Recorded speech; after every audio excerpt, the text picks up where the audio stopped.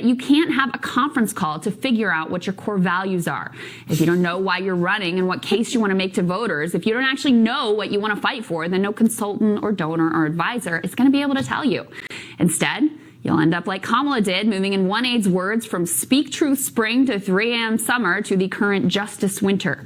And all voters will see is someone who wants to be president for their own sake, not for the sake of the country.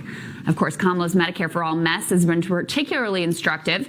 You'll recall that Kamala wrapped herself around Bernie's Medicare for All bill, going so far as to co-sponsor it in the Senate. Not only that, she actually built a portion of her initial list using Facebook ads, expressing her pride in being the first senator to support Bernie's Medicare for All bill. Then she apparently got some polling back and got the consultant advice and heard from the donors that the whole notion of getting everyone health care was just a little too radical. Soon she was telling a room full of donors in the Hamptons that she had not been comfortable with Bernie's plan, which she chucked in favor of whatever incomprehensible Medicare for the Justice winter plan or whatever she's got now. No surprise that while in June, a not too shabby 10% of voters said they trusted Kamala most on health care, now only 3% say the same. Leader on this metric, of course, is the guy who wrote the damn bill, followed closely by Joe Biden, actually, who's been unwavering in his support of a more limited ACA expansion. So what's the lesson here? Knowing what you stand for and articulating it clearly and appearing ready to fight for it is more important than finding precisely the right poll-tested place to be on any particular issue. Voters may not be healthcare experts, but they can sure smell BS a mile away. She certainly fits the mold of seeming to have no set principles at all. They can sleep well at night knowing that if Kamala were to succeed Joe as president, nothing would fundamentally change under her either. After all, let's not forget, this is the same Kamala Harris who changed her campaign slogan with the season and pretended to be for Medicare for All, even co-sponsoring the bill when that seemed convenient, only to ditch it the moment that her donors and consultants informed her that they didn't approve. But we've learned a lot about Kamala Harris over the past year, and frankly, it hasn't been pretty.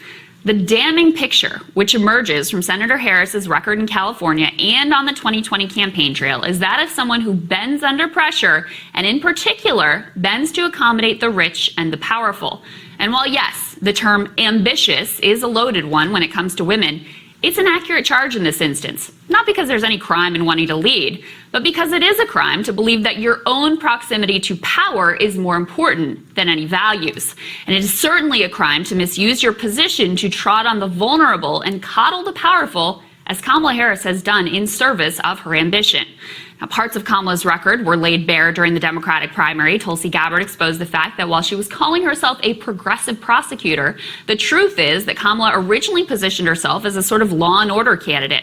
She aggressively prosecuted nonviolent marijuana users and even launched a war on truancy that criminalized parents if their kids missed too much school. Here she is chuckling about her lock-em-up approach. I would not be standing here were it not for the education I received.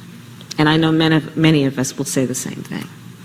And I believe a child going without an education is tantamount to a crime. So I decided I was going to start prosecuting parents for truancy.